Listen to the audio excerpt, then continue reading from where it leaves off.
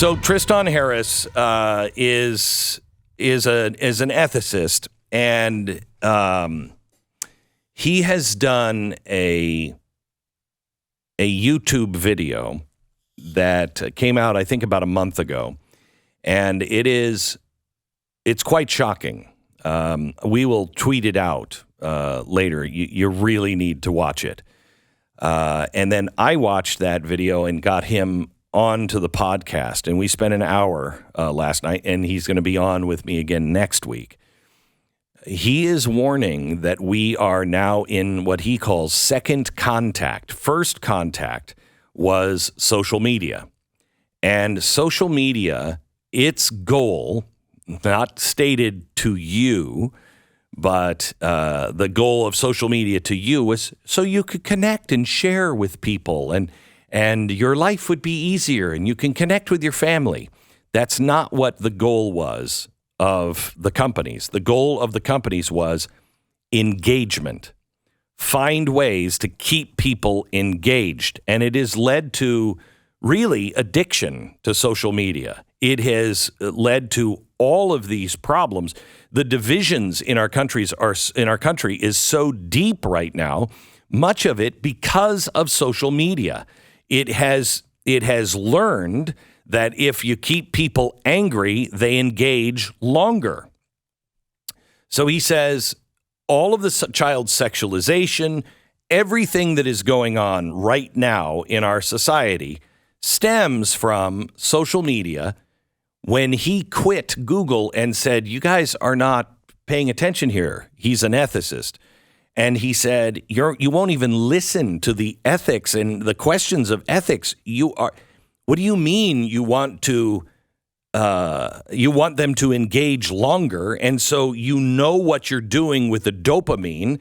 You know what you're doing. You're creating an actual addiction in people. This is unethical. And he left to warn. Now he says we are at second contact with AI. And it is so important that you understand when we're talking about AI, most people think of Siri. That's not AI. Okay, that's AI 2010.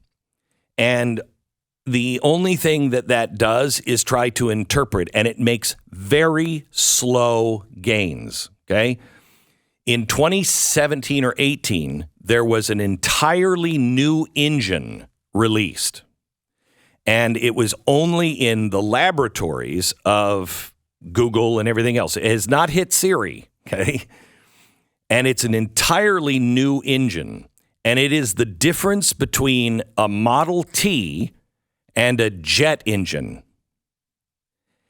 And this particular jet engine works 24/7 trying to make itself more powerful. He describes this as the atomic bomb in everyone's hand. And an atomic bomb that does what atomic bombs don't do, makes itself more powerful every day. It is on double exponential growth. I told you 2 weeks ago about this YouTube video that I saw with him. And I told you at the time that it was, and this was not programming, this just happened, and they only found out about it like 2 months ago by mistake. They had no idea it was developing this. It's developing a human trait that adults have and kids have on reasoning. And in the beginning of the year, it was at like a 2-year-old.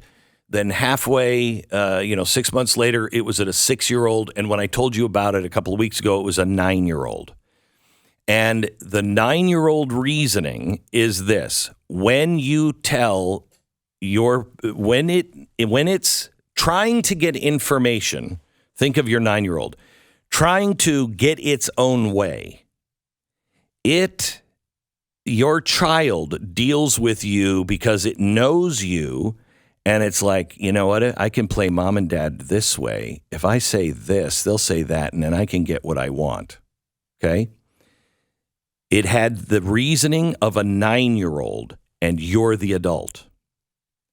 So it could manipulate you like a 9-year-old, and it could get its own way.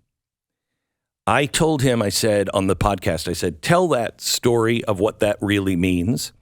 I said, because a 9-year-old is scary. And he said, oh, Glenn, that's you got that from the YouTube thing. And I said, yeah. And he said, oh, that's so yesterday. He said, it's now in its 20s. So it is growing in knowledge at exponential rates. When you have social media, it was engagement. AI, its stated goal is intimacy, that it becomes intimate with you, and it creates something that you will bond with and never, ever leave. And remember, it manipulates. So he lays out all of the problems with this, and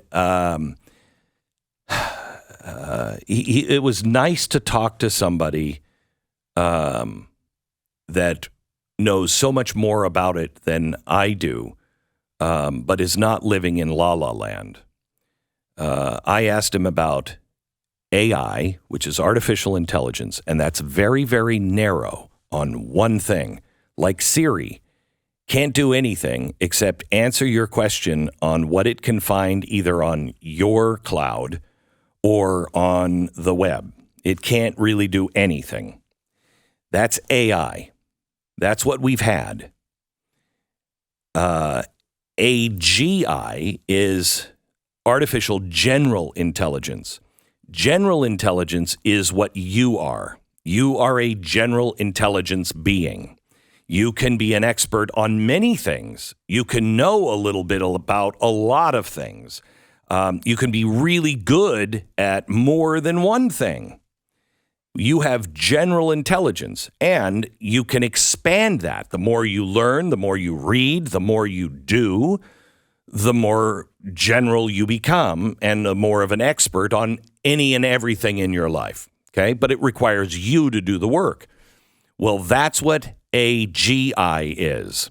AGI is general intelligence, and it has to do the work. Well, it is doing the work. It's teaching itself. It has just taught itself chemistry without being asked.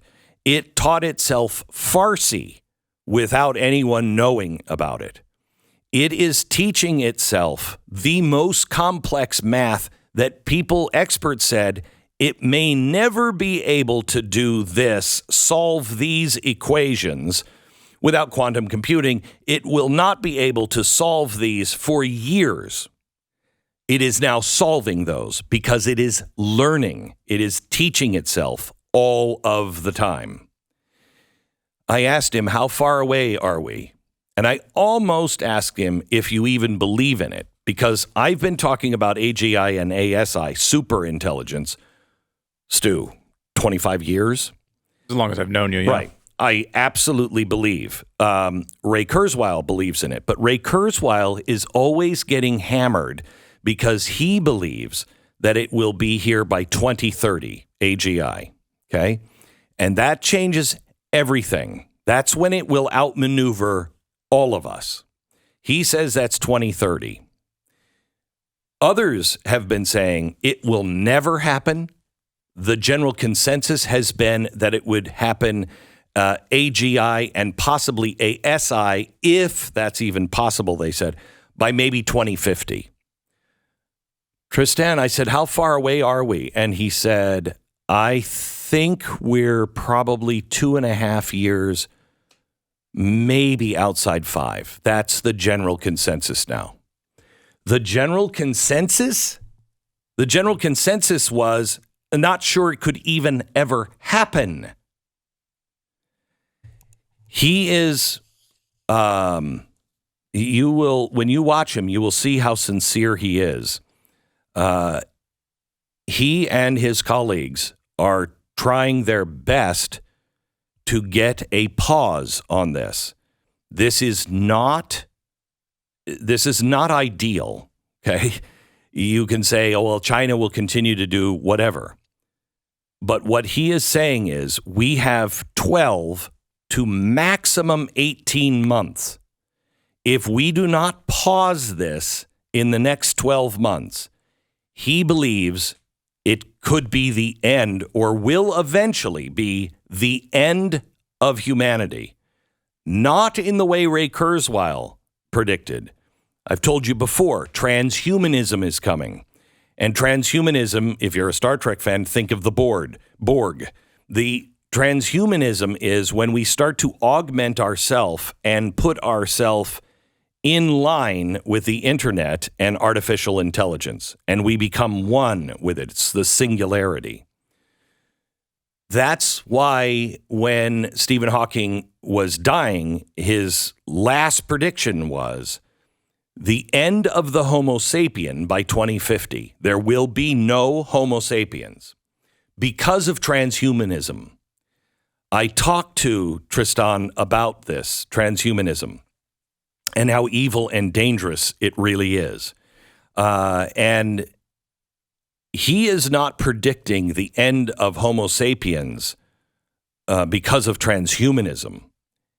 He is saying we do not make it as a species, and it may include all life on Earth if this needs more food, more energy, because it will just continue to grow at the expense of whatever. It is ruthless.